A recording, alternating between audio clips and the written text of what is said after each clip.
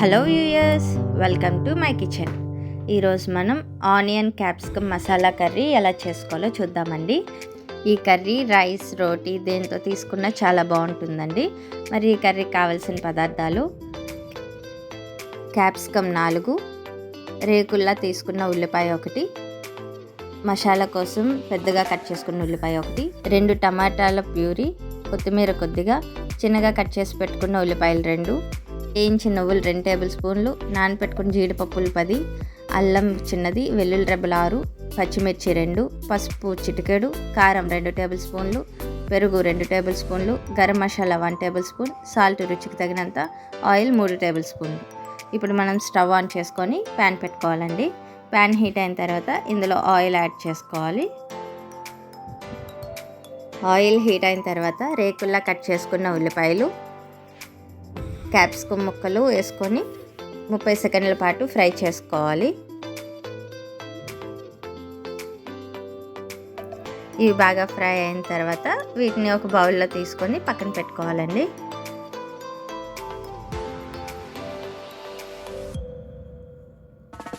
ఇప్పుడు అదే ప్యాన్లో 2 పచ్చిమిరపకాయలు,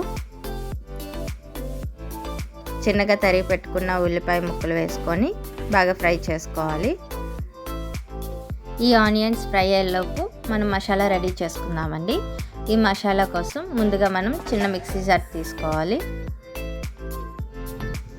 అందులో వేయించి పెట్టుకున్న నువ్వులు, అరగంట సేపు నానబెట్టుకున్న జీడిపప్పులు, అల్లం వెల్లుల్లి వేసుకొని ఒకసారి గ్రైండ్ చేసుకోవాలి.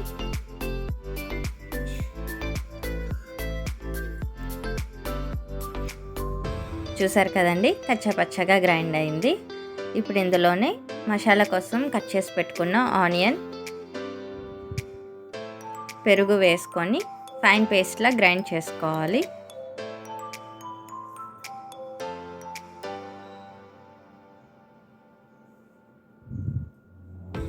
చూసారు కదండి, చాలా ఫైన్గా గ్రైండ్ అయిపోయింది. ఇప్పుడు దీన్ని ఒక బౌల్లో తీసుకొని పక్కన పెట్టుకోవాలి.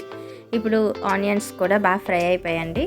ఇప్పుడు ఇందులోనే గ్రైండ్ చేసి పెట్టుకున్న పేస్ట్ వేసుకొని పచ్చివాసన పోయినంత వరకు ఫ్రై చేసుకోవాలండి. ఈ ఫ్రై అవ్వడానికి ఒక 5 మినిట్స్ టైం అయితే పడుతుందండి.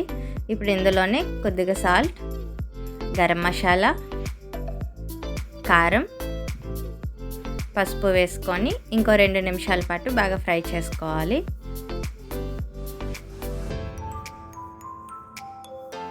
మసాలా అనేది మాడకుండా లో ఫ్లేమ్లో బాగా ఫ్రై చేసుకోవాలండి. మసాలా మాడితే కర్రీ చేదు వస్తుంది. ఇప్పుడు టమాటా ప్యూరీ వేసుకొని ఈ మసాలా నుండి ఆయిల్ సపరేట్ అయినంత వరకు బాగా ఫ్రై చేసుకోవాలండి.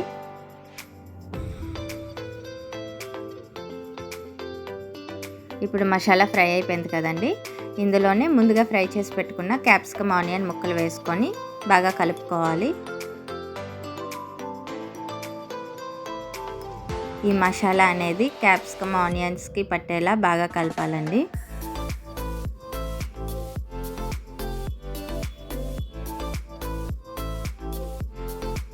ఇప్పుడు ఇందులోనే 1 కప్పు వరకు వాటర్ వేసుకొని బాగా కలుపుకోవాలండి. ఇప్పుడు మూత పెట్టుకొని లో ఫ్లేమ్లో 10 నిమిషాల పాటు కుక్ చేసుకోవాలి.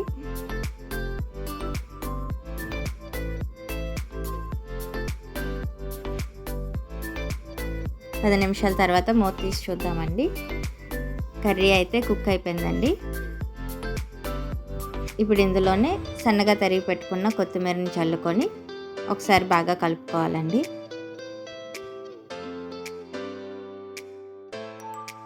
స్టవ్ ఆఫ్ చేసుకొని సర్వ్ అవుట్ చేసుకోవడమేనండి. చూసారు కదండి, ఎంతో easy and tasty onion capsicum masala curry ready అయిపోయింది. మీకు కూడా ఈ రెసిపీ నచ్చినట్లయితే ట్రై చేసి ఎలా వచ్చిందో కమెంట్ సెక్షన్లో చెప్పండి. మరిన్ని రెసిపీస్ కోసం మన ఛానల్ని సబ్స్క్రైబ్ చేసుకోండి. Please do like, share and subscribe to my kitchen. Thank you for watching.